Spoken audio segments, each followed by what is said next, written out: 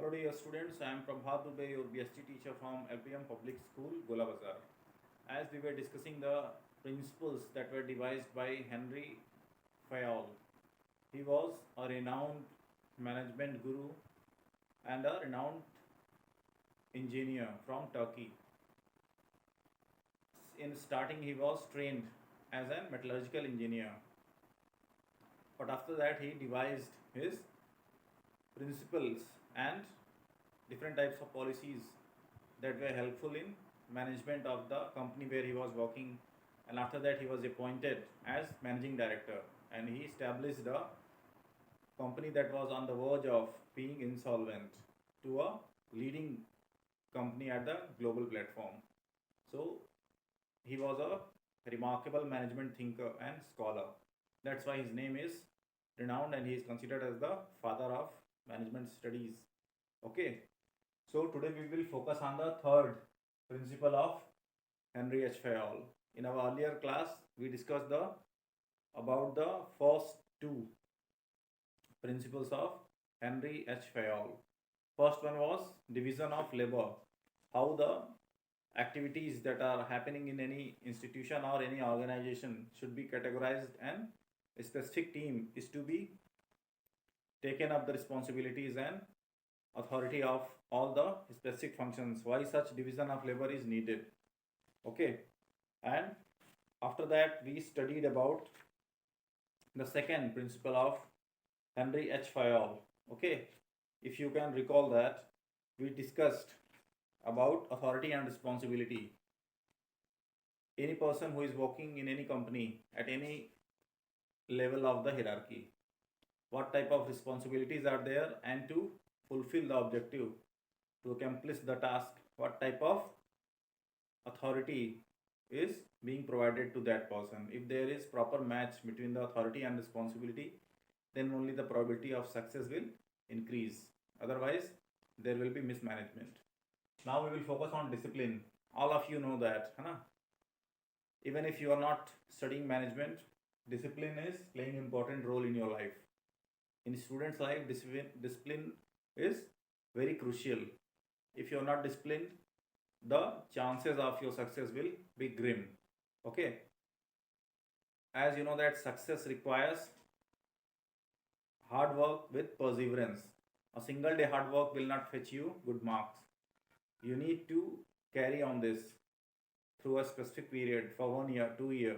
If you are studying in intermediate, a rigorous hard work of 1 year will fetch you good results in your 12th exam. Okay, so that is called perseverance.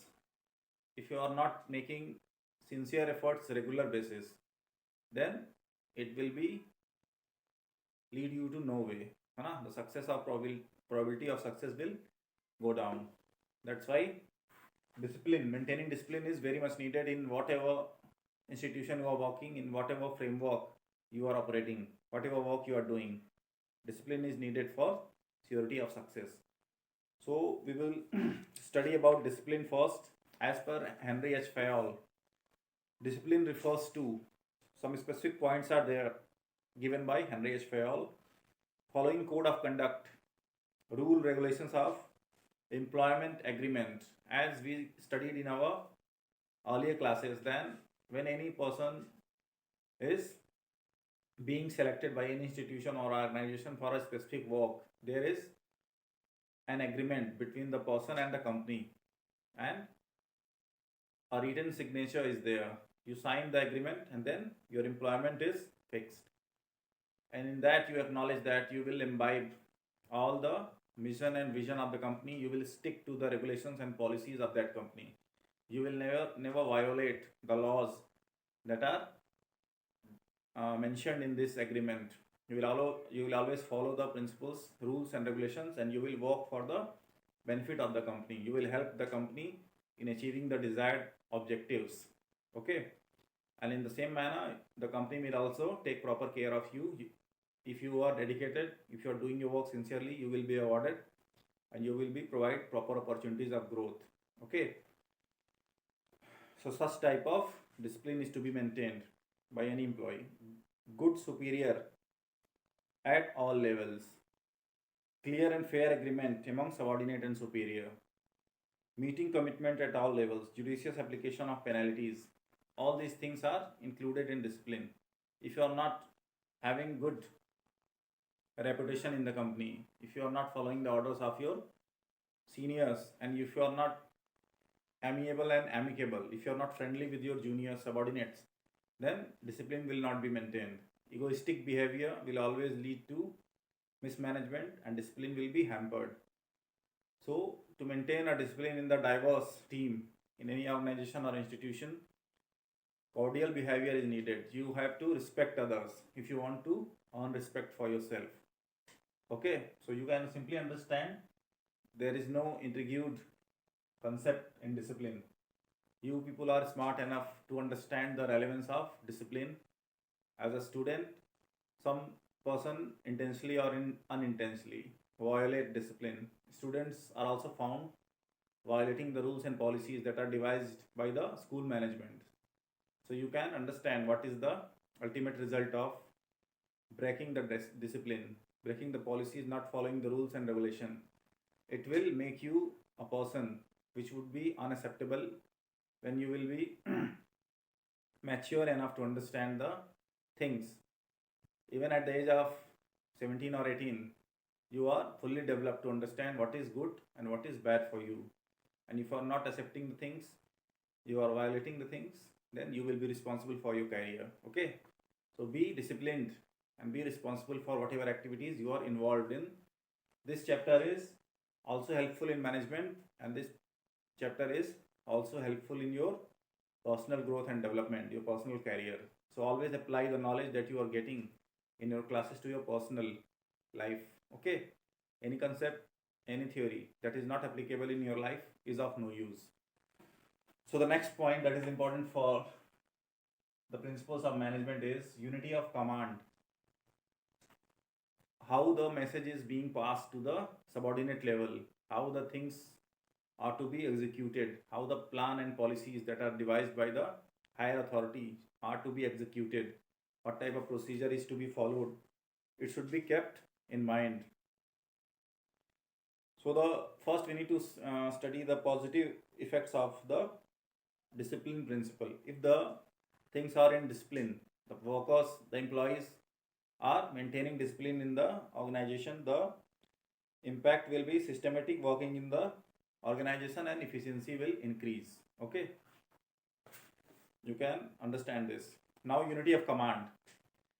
According to this principle, an employee should receive orders from one boss superior and should be accountable to one superior only, because if he is receiving orders from more than one boss, then he will be confused. This is also very general term, general concept.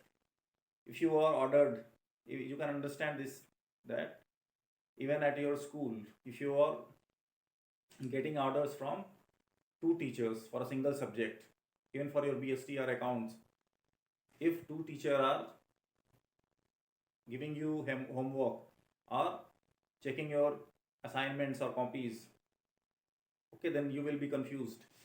Then whom I am answerable to? That's why a single subject teacher is making you study all the concept in regard to that subject, and he is checking your assignment, he is maintaining on the records of that subject. That's why the things are clear, otherwise there will be ambiguity, the things will not be clear.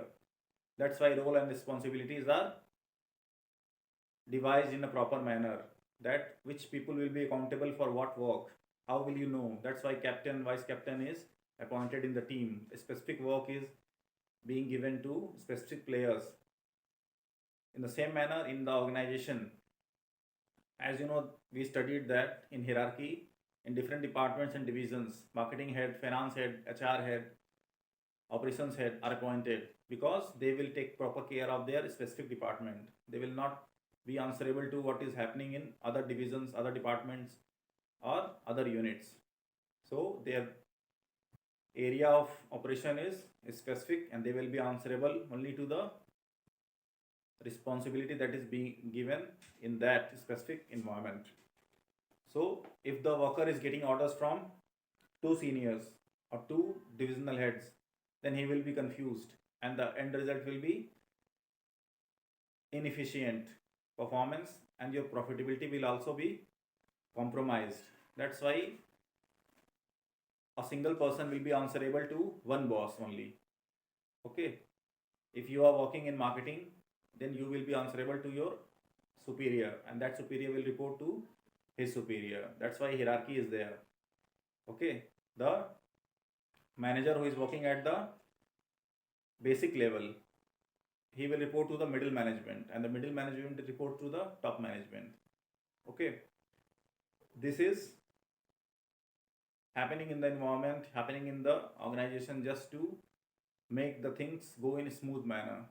Okay, otherwise the coordination, the control, and the direction of the organization will be compromised, and it will result in wastage of the resources that are valuable for the company.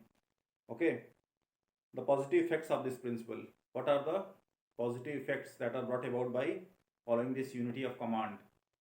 No confusion in the mind of subordinate. The person who is working under direction of any senior will always be clear what to do, what is expected from him.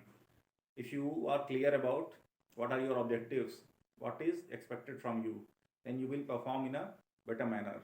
If you are ambiguous, you don't know what is expected from you, you are asked to do a specific work by your senior or your boss, and some other person of higher rank asks you to do any other work, then you will be confused that which work is important and which work is not important for you. You will be confused. Okay, that's why to eradicate this issue, such type of arrangement is made in the organization where a huge number of people are working. A hierarchy is made. That's why a specific manner, a specific team is made. A team leader is appointed to take proper care of the responsibilities, authorities, and performance of each and every individual who is working in his particular team. No ego clash. This is also a very sensitive issue, that ideologies of people clash in the organization, and it results in different types of unacceptable, unwanted things that happen in any environment, and it results in the inefficient performance, and profitability is also compromised. If the members of any team are not in good relation with them, then the performance will always suffer. That's why amiable and cordial relation is always needed among the team members. So egoistic behavior, if you are just always trying to impose your own thoughts over others, even if you are senior, you have to listen properly to the juniors. It doesn't matter that if you are senior, then you are always right. Even your team member can suggest you some proper measures, some proper direction, control that is needed to handle any specific situation or any specific case that is hampering the growth and development of the organization. That's why in Japan, the management system always takes proper consideration to any suggestion that is being provided by any employee. Even the last person of the hierarchy, even the worker, even the person who is standing on the gate can suggest anything to the CEO. Such type of management is very efficient. That's why you can understand why Japanese management is well recognized in the world. Why Japan is one of the most developed nations. Why their technology, their performance, their GDP, their economy, their per capita income is far ahead to most of the leading nations. Okay, so I think you understood about unity of command. Now the next feature is unity of direction. According to this principle of Henry Fayol, one unit means one plan. That is, the effort of all the members and employees of the organization must be directed towards one direction, that is the achievement of common goal. If this principle is applied, it leads to coordination. Each department and a group having common objectives must have one head and one plan. This is also very much related to the second one, unity of command. If the goal that is to be fulfilled, your objective is not clear, you are double minded, you don't know which way to go, you don't know what are the goals that are to be achieved, then your efforts will always go in vain. If you are crystal clear in your mind that what is expected from you, then only you will perform. Even if you are getting orders from one boss, but that boss is not decided what is the criteria, what is the specific objective that is to be achieved. He is not of balanced mind, or he is not capable enough to decide the priorities. Then the coordination, the cooperation of the teams, even if there are different types of divisions, but all the divisions that are working in any organization, any company, their efforts are synchronized and coordinated to achieve the desired result, desired objective of the institution. Even if you are working in marketing, someone is working in finance, they are managing finance just to ensure timely delivery of the product, proper purchasing of the raw materials, proper supply chain management, cost management. All these things are done just to make the timely delivery of a quality product to the customer. Any step, any decision that is being taken in the company should always be directed in the achievement of that objective that is decided by the chairperson of that company, the goal that is decided to be achieved. Your effort should always be directed in the same manner. If your effort is not leading to achieving that desired objective, then there is no unity of direction. If you want to become chartered accountant, then all the efforts, all the materials that you are having with you, all the efforts that you are making should always lead you to achieve that objective of chartered accountant. If you are aiming to become a chartered accountant and you are studying materials of medical science or any physics, chemistry, or biology, then that effort is going in vain. You have to stick to the material that is required to be studied to become a chartered accountant. You have to study about the accounts, economy, all the things that are required, the business management ethics, the principles of management, okay, the cost accounting, different types of economic perspectives, the different types of opinions and guidelines of management gurus. You have to stick to that. Then only this effort will lead to achievement of your being chartered accountant. If you are studying aviation technology, radar technology, satellite engineering, and you aim to become chartered accountant, you can simply assume what will be the end result. In the same manner, if any person who is working in any specific organization, his efforts are not directed towards achievement of the organizational goal, then the money that is being spent on that person and the resources that are being taken care of by that person will be of no use. All the money will be wasted. Okay, so we have covered the 5 principles of management that was given by Henry H. Fayol. We will carry on and we will discuss the next principles in our coming lecture. Okay, thanks.